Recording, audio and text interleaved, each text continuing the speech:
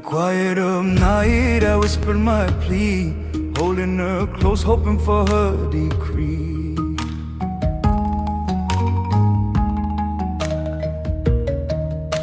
Close your eyes for a moment and imagine hands pressing wet earth into a wooden frame, the soft wet plop, the palm flattening the clay, then the small click as a mold is lifted away and a rectangle of mud remains. That first breath of morning steam when the sun touches the yard. Bante tuk, Bante Tingai, a line I heard the other morning that means simply, this is where the day hardens. Walk the yard with me. This is Ancient Echoes, KH. I'm Sam Nong Bradley. Ancient stones, modern stories, warm welcomes. Today, brick keepers, the mold maker, the drying yard keeper, and the communal crew who sunbake a home. Sound first, people-centered, and rooted in respect. Over the next hour, we'll listen to those hands, hear the yard's clock, and learn what a brick remembers. Let me set the corner of context quickly. When we say brick today, we mostly mean sun-baked adobe, molded clay dried in the open air, not the high-temperature fired bricks used in industrial kilns. There are real ethical questions around sourcing clay and around sharing step-by-step formulas, so we'll describe principles, but we will not broadcast mix ratios, kiln temperatures, or exact yard locations. Those technical references and sensitive details are withheld for safety and to protect community livelihoods. We list trusted conservation partners and builders in the show notes. I met the first of our keepers at dawn, Morn, a mold maker whose family has shaped the same forms for 3 generations. He laughed when I asked how you know good soil. It speaks, he said, like an old village elder. He pressed a handful of riverbank clay between his fingers as if reading a palm. The texture, the slight smell when it warms in your hand, the way it sings, a soft, low tone when it snaps out of the wooden mold. These are the apprenticeship cues. Morn taught apprentices with questions more than commands. He would ask, is it sticky after the first press? Does water bead on the surface after you stop? The apprentices stomp like a steady drum, and that rhythm, 1, 2, 1, 2, becomes a language. Apprentices learn by matching their footfall to the older hands until the mold and the foot and the weather all agree. What this reveals is the embodied knowledge that doesn't fit on a single page. Apprenticeship teaches attention to subtle patterns, soil color bands, seasonal humidity, the little cracks that mean wait 1 more hour. From a cultural standpoint, these are also social markers. Whose mold form you use, whose patterns are stamped on the face of a brick.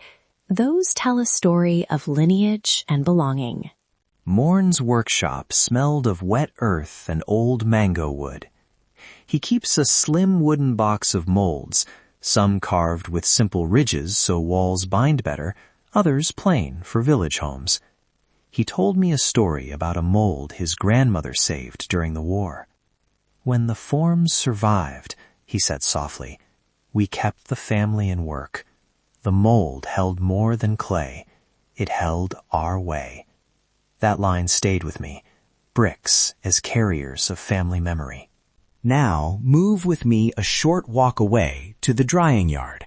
Open space, low walls, a breeze that knows every season. Here we meet Sok, the drying yard keeper, who times stacks by memory, the monsoon calendar, the market day, the way local children chase water splashing from buckets. He watches wind like an old friend, stacking bricks in alternating patterns so air flows and corners don't trap moisture. The layers matter. A single brick in direct sun dries differently than 2 bricks stacked on their side. Sok explained that he never counts drying in hours alone. He counts in house days and festival days. If a family wants walls raised before a wedding, the yard's calendar shifts.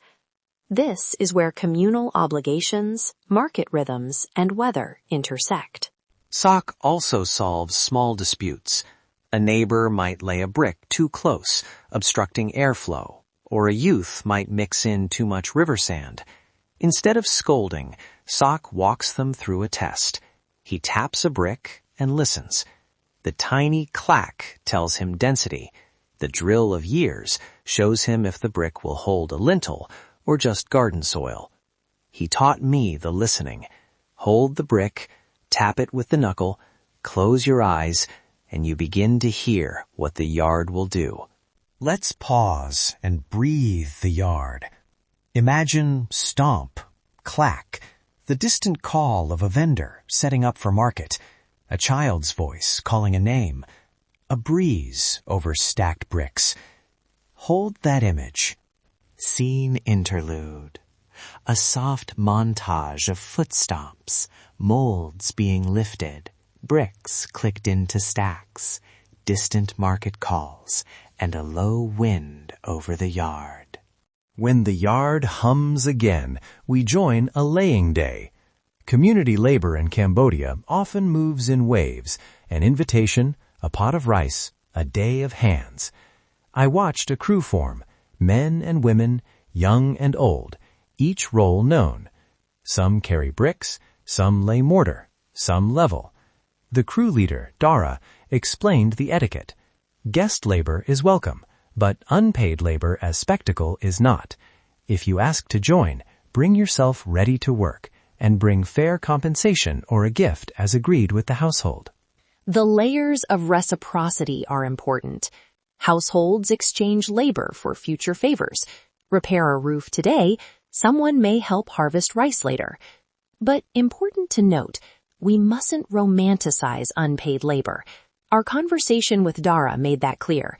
Communities balance reciprocity with fairness, and visitors should never assume home labor is free for them to watch or participate in without negotiation. Dara told me about a small argument once. Two families disagreed over whose bricks would be used for a community shrine.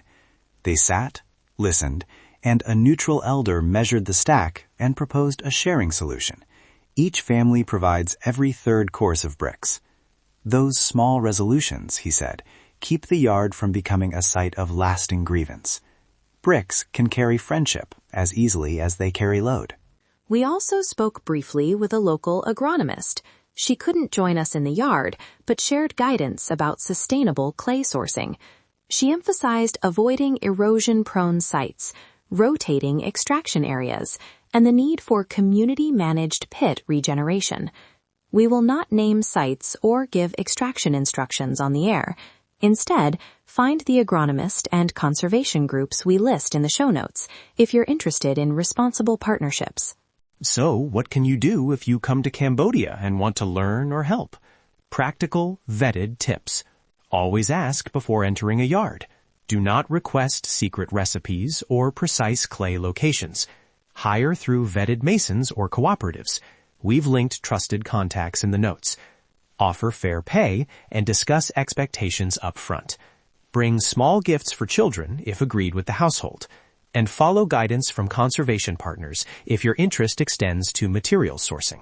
And a short note for field recording fans. Always ask consent before recording. Offer participants a copy of the audio. And if anyone asks that a recording not be published, respect that.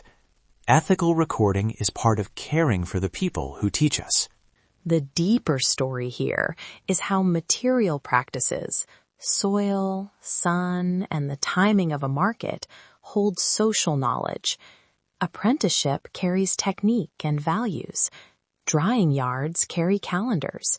Crews carry social contracts. If we listen closely, even simple bricks tell us about resilience and neighborliness. Before we close, wherever possible, pay participants for their time and audio rights, and support cooperatives that reinvest in community training and pit regeneration. We gave episode copies to everyone who shared their voices today, and will continue to recommend organizations that help communities steward their land and livelihoods. Thank you for walking the drying yard with me. If you loved the sounds and want to support episodes like this, subscribe so these quieter craft stories find more ears. Read our show notes for contexts, conservation partners, and transcripts.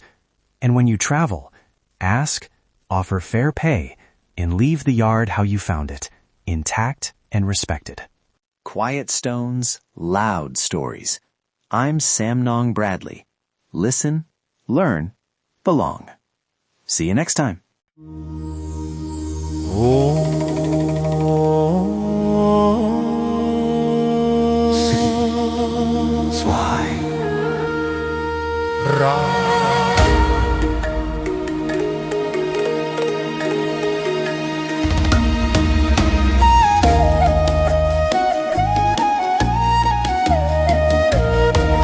Oh, shining diamond, flawless and red, you stand so quiet, soft in the air.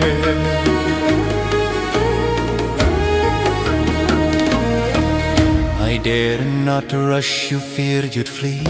Your heart too pure to belong to me.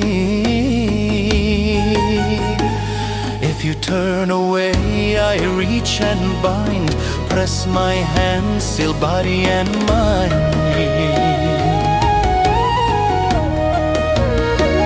Your brows I trace, your breath I steal. This mark I place is dark and real.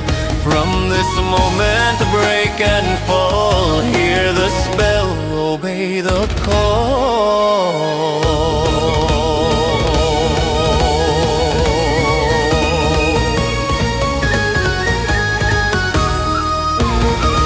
False love born from sacred lies, Sekhmet whispers through closed eyes. Follow me, don't fight, don't run, your soul is caught, my work is done. Empty will your light undone, under spell, under Sekhmet.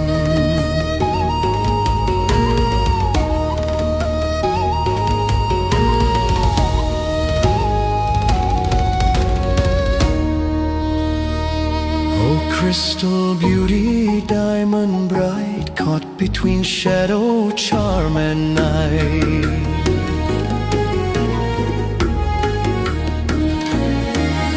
Time won't save you, truth won't last. This vow is carved, the line is cast. My words are smoke, my touch is fire. I bend your heart to dark desire.